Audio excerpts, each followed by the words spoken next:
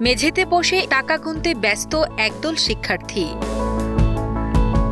আর গোনা সেই টাকাই আবার ভরে রাখা হচ্ছে পাশে রাখা ঝুড়িতে। আমি আর 11 যাচ্ছি, এবারও যাচ্ছি। এখানে আসলে অনুভূতিটা ভালোই। এখানে সবাই মিলে আসা হয়, টাকা গোনা হয়, আনন্দ হয়, মেলা টাকা পয়সা। মানুষজন কত আশা নিয়ে টাকা দেয়, সেগুলো আবার আমরা গুছাই দিচ্ছি। ছেলে ব্যাংকের লোকেরা আছে, তারা আবার গুনে ব্যাংকে যাচ্ছে। পাগলা মসজিদ নয়, বগুড়ার ঐতিহাসিক মহাস্থানগড়ের হযরত শাহ সুলতান বলখী রহমতুল্লাহি আলাইহি মাজারের 15টি দান বক্স খুলে এবার পাওয়া গেছে নগদ 34,54,000 টাকা। 2 দিন ব্যাপী দীর্ঘ গণনায় টাকার পাশাপাশি মিলেছে প্রচুর স্বর্ণালংকার, বিদেশি মুদ্রা আর ভক্তদের মনের আকুতির নানা চিরকুট।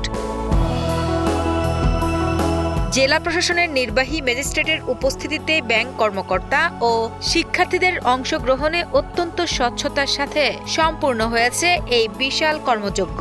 সংগৃহীত এই অর্থ ব্যয় করা হবে মাজার ও মসজিদের রক্ষণাবেক্ষণ সহ অসহায় ও দুস্থদের বিনামূল্যে চিকিৎসা সেবার মতো নানা মানবিক কাজে। এই মাজার শরীফে মোট এখন আমাদের 15টি দান বাক্স রয়েছে। এই 15টি দান বাক্স প্রতি 3 মাস বা 4 মাস অন্তর খোলা হয়। দান বাক্সগুলো খোলার সময় জেলা প্রশাসক মহোদয় কর্তৃক মনোনীত একজন ম্যাজিস্ট্রেট এখানে দেওয়া হয়। এই দান বাক্স খোলার সময় ম্যাজিস্ট্রেট মহোদয়ের উপস্থিতিতে এই দান বাক্সগুলো খোলা হয়। এখানে যে দান বাক্সগুলো আছে, এই দান বাক্সগুলোর চাবি মূলত আমাদের ডিসি অফিসের ট্রেজারিতে থাকে।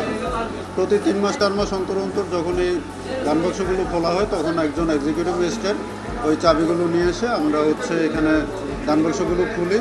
চাবিগুলো আমাদের তত্ত্বাবধানে থাকে এবং যখন আমরা দান বাক্সগুলো বন্ধ করা হয় এবং টাকা গণনা শেষ করা হয়, তখন আমরা আবার চাবিগুলো নিয়ে ট্রেজারিতে জমা দিই।